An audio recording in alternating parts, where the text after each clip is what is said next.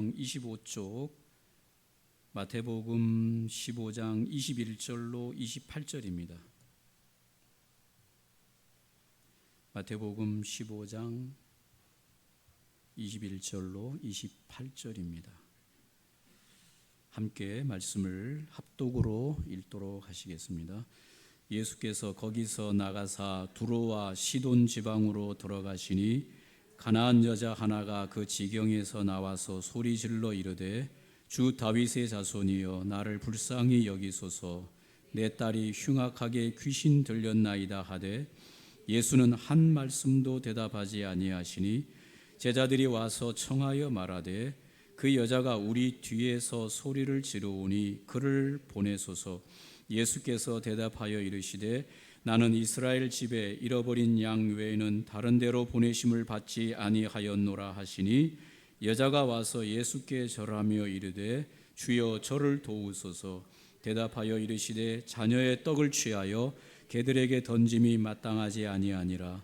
여자가 이르되 주여 올소이다마는 개들도 제 주인의 상에서 떨어지는 부스러기를 먹나이다 하니 이에 예수께서 대답하여 이르시되 여자여 내 믿음이 크도다 내 소원대로 되리라 하시니 그때로부터 그의 딸이 나으니라.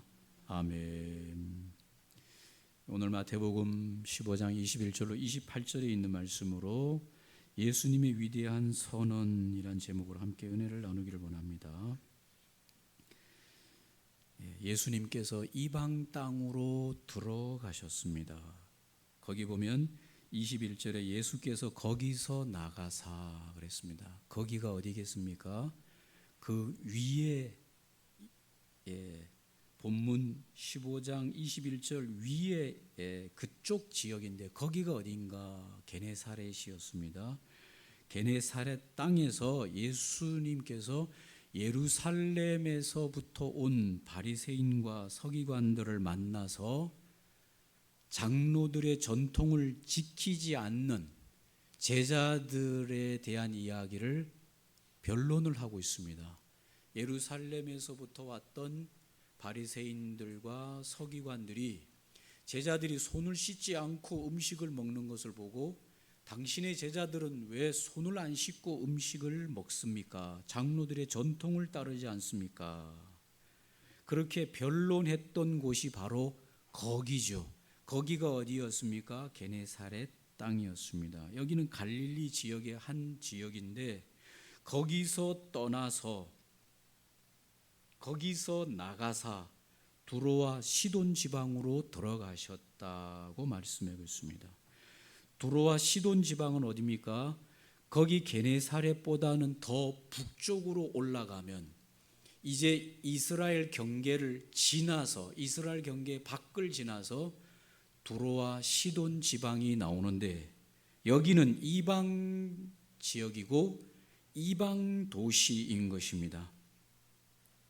예로부터 무역이 활발하게 발달했던 지역이 바로 두로와 시돈 지방입니다. 경제적으로 어마어마하게 부유하고 반대로 도덕적으로는 엄청난 타락을 가져온 도시가 바로 두로와 시돈 지방입니다. 이방의 문화, 이 헬라 문화에 깊이 물들어 있던 지역이 바로 두로와 시돈 지방입니다. 왜 예수님께서 이 두로와 시돈 지방으로 들어가셨을까? 의도를 가지시고 그렇게 가고 있는 것을 볼 수 있습니다. 이스라엘 사람들이 조금 전 우리가 읽었던 본문 바로 위에 무슨 내용을 다루고 있습니까? 왜 당신의 제자들은 예수님의 제자들은 부정한 손을 깨끗이 씻고 먹지 않는 부정한 일을 행합니까? 깨끗해야지 정결해야 되는데 장로들의 전통을 따라야 되는데 왜 당신의 제자들은 손을 씻지 않고 음식을 먹으면서 부정한 사람 그런 일을 행합니까? 라고 하는 변론이 있은 이후에 예수님께서는 제자들을 데리시고 부정한 땅인 두로와 시돈 지방으로 의도적으로 들어가신 것이죠. 이해되십니까? 예, 부정하게 여기는 땅 두로와 시돈 지방으로 예수님이 들어가셨다. 의도적으로 가신 것이죠. 이스라엘 사람들에게서 그 지역은 부정하고 더러운 이방 족속의 땅이죠. 그곳으로 예수님이 들어가셨다. 그곳으로 들어가셨는데 누가 나타납니까? 가나안 여자 하나가 그 지경에서 나왔다. 여기는 마태가 의도를 가진 표현으로 가나안 여자라고 말하고 있습니다. 같은 본문에 같은 내용의 마가복음 7장 26절에서는 이 여자를 뭐라고 소개하고 있는가 하면 수로보닉의 여인이라고 소개하고 있습니다. 예, 지금의 시리아 땅의 속영이었던 옛 죄송합니다. 그건 제가 도와드릴 수 없어요. 시리를 사용한 건강 데이터 기록과 관련된 자세한 정보는 apple.com/kr에서 확인하실 수 있어요.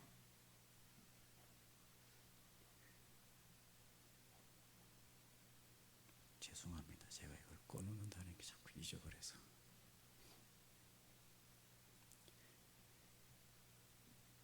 옛 페니키아를 가리키는데 이 수로보니게는 수리아와 페니키아의 합성어입니다. 그러니까 두로와 시돈 지역의 이 수로보니게 여인이라고 소개하는 것이 맞지요.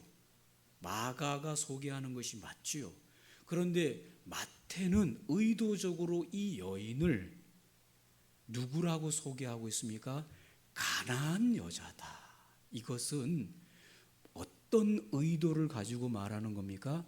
부정한, 더러운 이스라엘 민족들이 상대하지 않는, 그래서 가나안 지역으로 들어가지 않고 돌아다녀야 되는, 지금 현대 유대인들도 그 팔레스타인 땅에서 장벽을 쳐서 이 이방 백성들이 사는 곳을 부정하게 여기고 그곳으로 통과하지도 않는 장벽을 쳐서 이방 백성들은 부정하고 그 땅을 가로지르지도 않는 그런 것처럼 오늘 이 수로보니게 여인을 마태는 의도적으로 가나안 여자 하나가 예수에게 나왔다라고 표현하고 있습니다.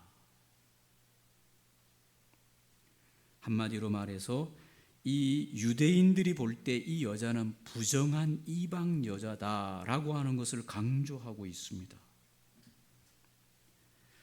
이것은 정결하다고 자부심을 가진 이스라엘 백성들에게 뭔가를 깨닫게 하는 의도적인 지필이다, 그렇게 볼 수가 있는 것이죠. 저와 여러분이 알듯이 이 마태복음은 누구를 상대로 해서 이 마태복음을 기록하게 됩니까? 유대인들을 상대로 해서 이 마태복음을 기록하게 되기 때문에 유대인들이 볼 때 오늘 예수님이 시돈과 두로 지방으로 들어간 것도 그렇고 그 지역에서 가나안 여자 하나를 만나게 되는 이 장면을 통해서 부정하다, 이방 여자다, 더럽다, 이런 이미지를 그대로 갖게 하는 것이죠. 그런데 이 여자의 딸이 어떻게 됐습니까? 내 딸이 흉악하게 귀신 들렸다고 말하고 있습니다. 부정한 이방 문화에 빠져 사는 딸이 흉악하다고 하는 말은 부정하고 더럽다는 것이고 그의 대상이 되는 귀신이 붙어 있는, 귀신이 들린 내 딸이 귀신 들렸다. 이스라엘 사람들에게서 부정함의 완벽함을 가지고 있는 이방 여자요, 이방 문화요, 그 다음에 더럽고 부정한 귀신이 들린 딸이 있는 이 여인이 예수에게 나왔다는 것은 이스라엘 백성들이 볼 때 세상에 이 여자보다 더럽고 부정하고 가까이 할 수 없는 인간은 있을까요, 없을까요? 없는 거죠. 그걸 표현하는 거예요. 그 여자가 세상에 가장 쓰레기 같은, 가까이 할 수도 없는 부정하고 더럽고 이방 그 여자가 예수님과 예수님의 제자에게로 나오고 있다. 예수님은 어디 출신입니까? 유대 출신이에요. 제자들도 다 유대 출신이잖아요. 지금 이 본문 바로 위에는 예루살렘에서부터 내려온 바리새인들과 서기관들이 깨끗함, 정결하고 당신의 제자들은 왜 부정하냐? 이것 가지고 지금 논쟁하고 있는 이 상황에서 예수님은 제자들을 데리고 의도적으로 가장 더러운, 가장 부정한, 절대로 상대할 수 없는 그곳으로 제자들을 데리고 갔는데 거기서도 만나는 그 여자가 그 문화 속에서도 가장 더러운 귀신 들린 딸을 데리고 있는 그 여인이 예수에게로 나왔으니 세상에서 가장 더러운 여인이죠. 가장 부정하죠. 그 여인이 그 지경에서 나와서 소리질러 주 다윗의 자손이여 나를 불쌍히 여기소서 하고 간청합니다. 절박하게 요청합니다. 그런데 예수님의 반응은 한 말씀도 대답지 아니하시니 이 말은 뭡니까? 들은 척도 안 하고 무시했다. 요즘 사람들 무시당하는 것 견딥니까? 못 견딥니까? 대답을 잘 못해요. 여러분에게 물어보겠어요. 여러분 무시당하면 견뎌요? 못 견뎌요? 못 견디잖아요. 무시당하는 게 뭐라고. 살다 보면 무시도 좀 당하는 거지. 그런데 무시당하면 막 더 심한 사람은 자기가 자기 자신을 죽여버려요. 자살해버려요. 무시당했다고. 그게 또 안 되는 사람은 무시를 줬던 그 상대방을 죽여버려요. 여러분 살다 보면 무시 좀 당하죠. 그렇죠.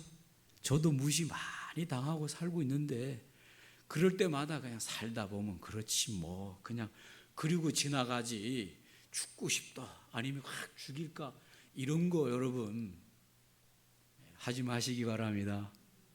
살다 보면 그래요. 목사도 무시당하고 살 때 부지기수예요.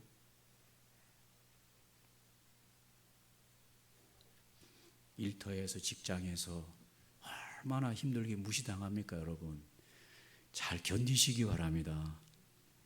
옆에 사람 격려 좀 한번 하세요. 잘 견디세요. 인사 한번 하세요.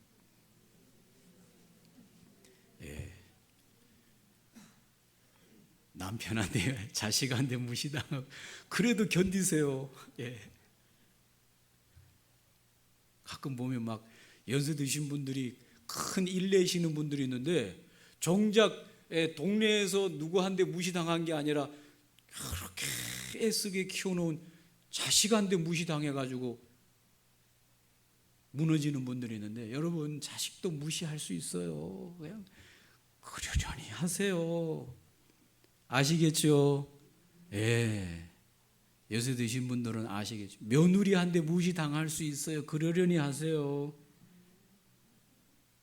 연세 드신 분들 오늘 이 이방 여인이 예수님에게 와서 했는데 예수님이 무시를 해요. 들은 척도 안 해요.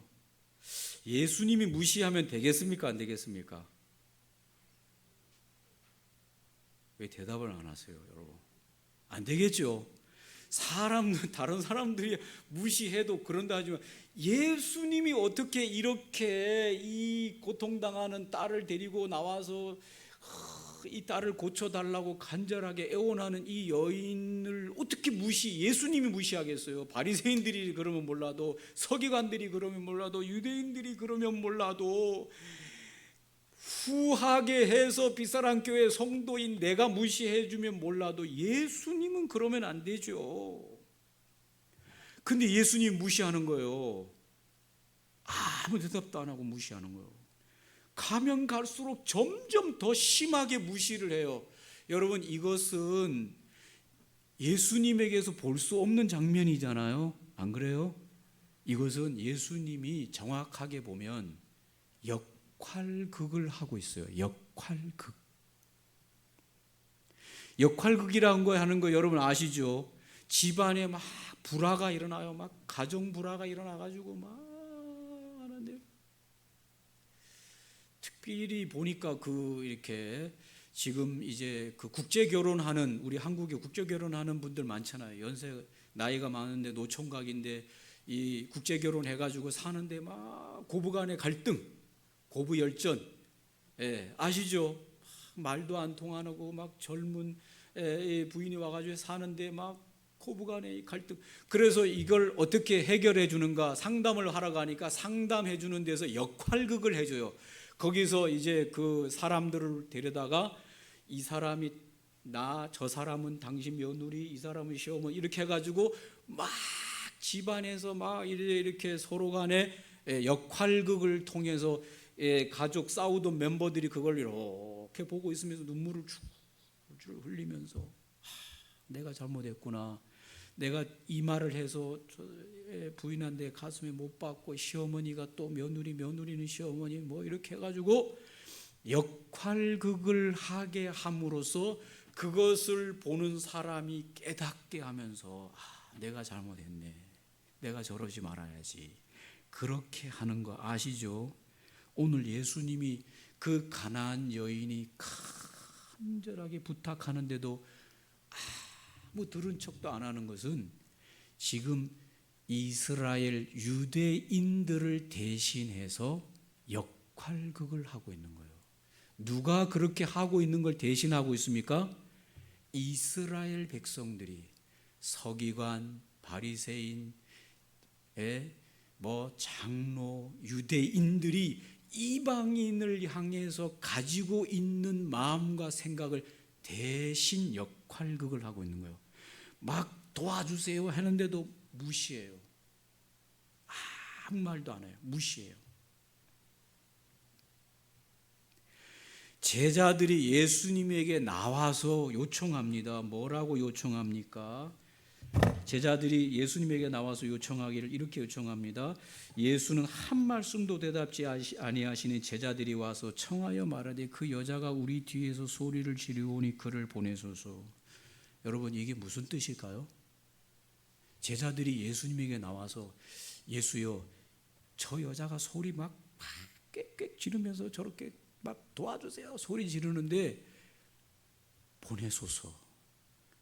제자들의 마음이 이러면 됩니까? 안 됩니까? 예? 여러분이 제자라면 예수님에게 어떻게 해야 될까요? 예수님, 불쌍한데 어떻게 하든지 저 귀신에 고통당하는 저 여인의 딸을 고쳐주셔야 되지 않겠습니까? 이렇게 나와야 되잖아요. 그런데 유대인 출신의 예수님의 제자들조차도 뭐라는가 하면 저 여자를 보내소서. 더럽고 부정하고 이방 문화하고 귀신이 붙어있는 저 여자를 빨리 쫓아야 되지 않겠습니까? 지금 그런 마음이 제자들 안에 있는 것이죠.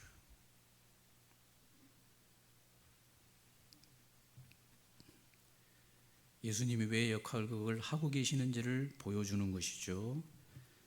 제자들조차도 불쌍히 여겨주시고 좀 제발 고쳐주십시오 하고 예수님에게 간청하는 게 아니라 이스라엘의 선민의식에 사로잡혀 있는 이 제자들도 그거를 벗기지 못하고 있어요. 이방 더 더럽고 부정한 여자를 쫓아보내소서.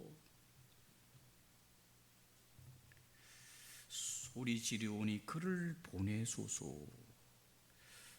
예수님께서 대답하여 말씀하십니다. 나는 이스라엘 집에 잃어버린 양 외에는 다른 데로 보내심을 받지 아니하였노라. 나는 이스라엘 백성들, 유대인들 아니면 절대로 이방 백성들하고는 무관하다. 구원 그런 것도 무관하고 구원은 오직 선택받은 이스라엘 백성들만, 혈통으로 내려오는 유대인들만 구원이지 이방인들하고는 하나님의 구원자인 예수님도 너희들에게는 구원 안 시켜준다. 그런 의식을 가지고 있는 그대로를 주님이 예수님 말씀하시는 거예요. 역할극을 하시는 거죠. 이게 누구의 심정입니까? 유대인들의 심정이죠. 나는 이스라엘 집에 잃어버린 양 외에는 다른 데로 보내심을 안 받았다. 이방인들은 상관없다. 사랑하는 성도 여러분, 저나 여러분이 누굽니까? 이방인이에요? 유대인이에요? 이방인이에요. 저와 여러분이 이방인이에요. 지금도 이스라엘 가서 유대인들, 여러분 이 생각에 가득 차 있어요.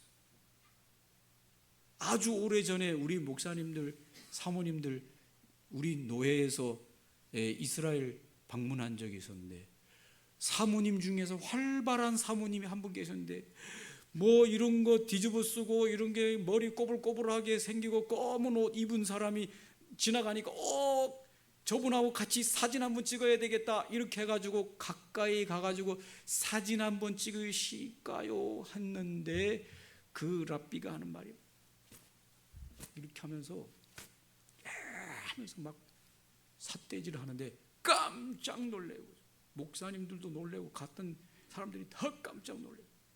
왜 그랬을까요? 무슨 의도인지 말은 못 알아들었지만 부정한 이방 여자가 가까이 온다 이거죠. 저와 여러분 이방인이에요. 부정한 인생들입니다.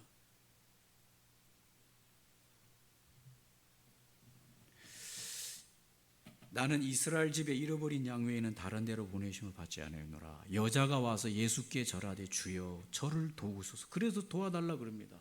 예수님이 더 심하게 말합니다. 자녀의 떡을 취하여 개들에게 던짐이 마땅하지 아니하니라.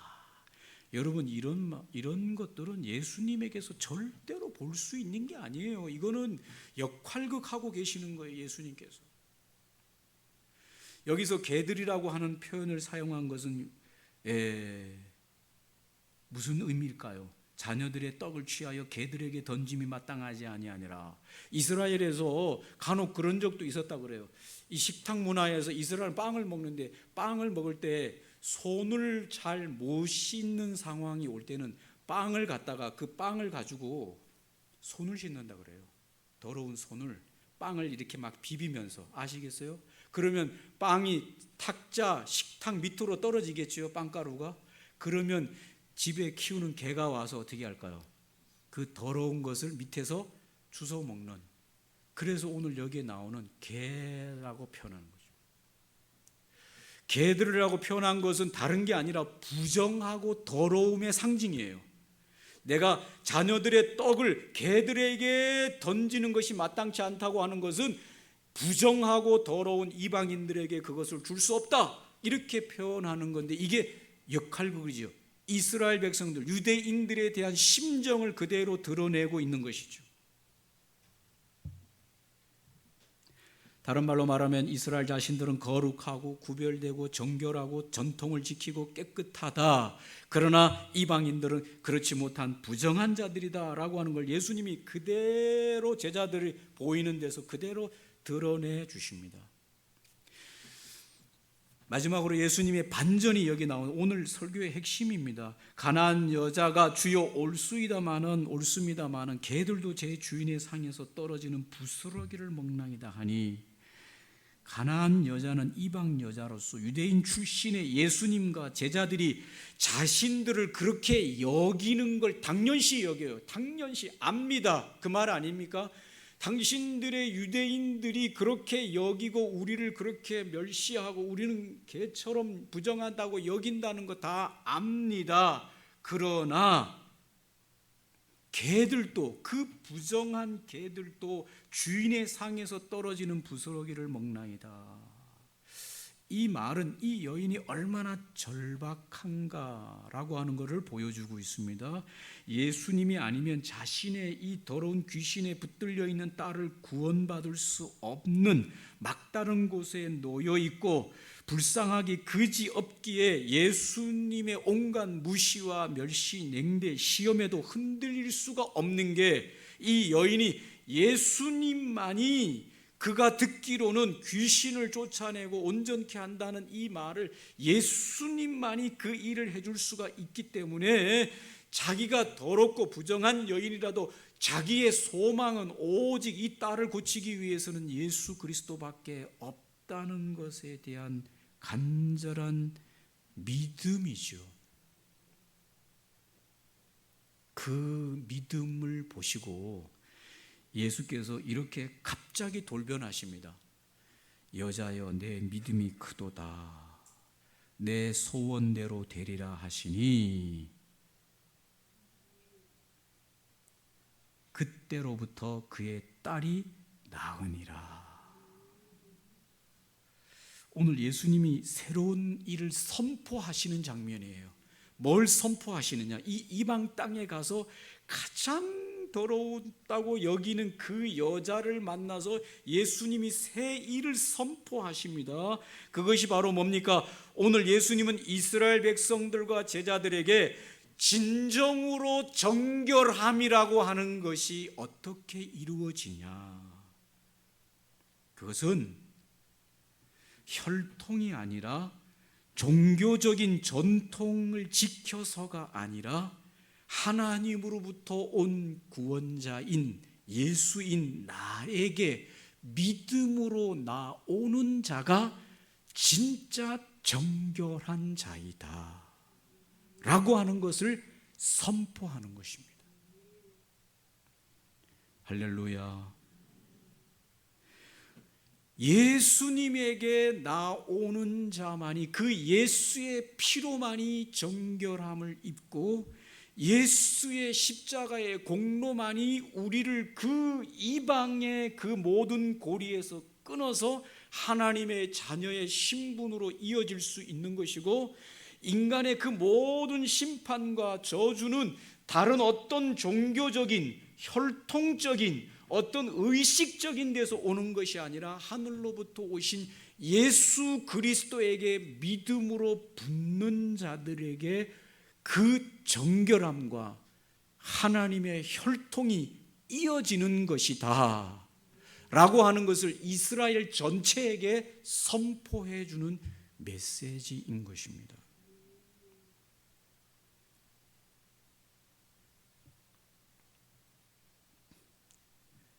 여러분, 억만장자 어떻게 억만장자가 될까요? 그 사람이 뭔가 특별한 사람이 아니라 억만금의 돈이 그 사람에게 붙으면 이제 그 사람은 뭐가 되겠어요? 억만장자가 되는 것이죠.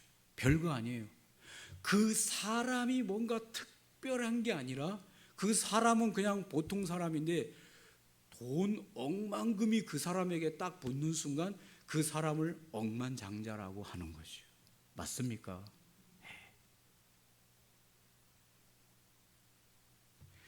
인간이 정결하게 되고 인간이 하나님의 혈통을 이어서 하나님의 구원을 받게 되는 것은 인간에게서 오는 전통이나 인간에게서 오는 노력과 수고와 그런 혈통의 문제가 아니라 정결한 분이 인간에게 딱 붙을 때 붙게 되어지는 그 순간에 인간이 정결함을 입게 되어진다. 이게 오늘 성경이 선언하는 것입니다. 할렐루야. 우리가 아무리 이방 출신이고 아무리 부정하고 더러운 귀신이 들려 있다고 할지라도 그들이 예수님에게 믿음으로 나올 때 예수님이 그에게 붙는 그 순간 그 더러움이 완전히 사라지게 되고 피로 정결함을 입게 되어지고 그는 오늘 하나님의 혈통을 잇는 자들이 되어지고 하나님의 백성이 되어지는 이 원리를 선언하신 것입니다. 맞습니까? 저와 여러분은 이방 출신이요 부정하고 이방 백성들일지라도 오늘 예수 그리스도 하나님께서 보내주신 구원자이신 예수 그리스도에게 붙는 그 순간에 하나님의 자녀가 되는 것입니다. 정결함을 입게 되는 것입니다. 나는 공로가 없는데, 나는 한 게 없는데, 나는 혈통이 안 되는데, 나는 그런 것이 아니라 오늘 예수님이 붙는 그 순간, 예수님이 씌워지는 그 순간 오늘 우리는 정결하고 하나님의 자녀가 되어지고 구원을 받게 되어지고 다 되는 것입니다. 그것을 선포하신 내용이시다. 이게 바로 은혜로 되어지는 것이죠.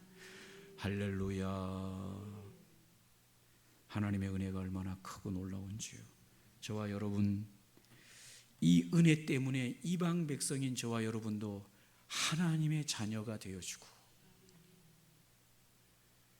영접하는 자, 곧 그 이름을 믿는 자들에게는 하나님의 자녀가 되는 권세를 주셨으니 이는 혈통으로나 육정으로나 사람의 뜻으로 나지 아니하고 오직 하나님께로서 난 자들이 되느니라. 할렐루야. 이게 기독교의 복음입니다. 이게 은혜입니다. 이 복음을 오늘 선포하신 예수 그리스도이십니다. 이 은혜를 가지시고 어떤 죄인이라도 어떤 잘못을 했어도 어떤 출신이 안 좋아도 오늘 우리가 예수님 앞에 나아갈 때 예수가 내게 씌워주실 때 우리는 하나님의 은혜 입은 자가 되고 정결한 자가 되고 하나님의 자녀의 혈통을 입게 되어지는 그와 같은 놀라운 은혜 입은 자라고 되어지는 줄로 믿습니다. 이미 그렇게 되어진 자들은 이 은혜 입음에 대한 감격으로 하루하루 순간순간 나 같은 죄인을 이와 같은 은혜로 하나님의 자녀로 부르신 은총에 감격하고 감사해서 하루하루 순간순간을 하나님 앞에 감격과 감사로 살아내시는 저와 여러분들 되시기를 주님의 이름으로 축원합니다. 다 같이 일어나셔서